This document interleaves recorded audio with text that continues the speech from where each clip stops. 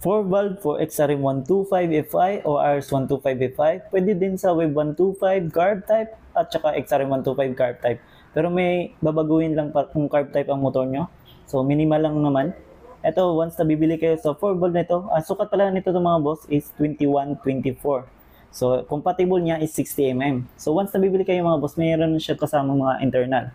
Tappet, camber, racing camshaft, ayan, rocker arm, valve spring, engine valve na 2124, rocker pin, valve seal, at saka returner, bolt-in washer. Yun lang po yung kasama niya sa internal. So ito, yung 4 valve. So may interesado nito, 2124, compatible si 60mm. So may interesado para sa Wave 125, XRM125FI, RS125FI, pwede din sa Wave 125 carb at saka XRM125 carb. Message lang po sa may interesado.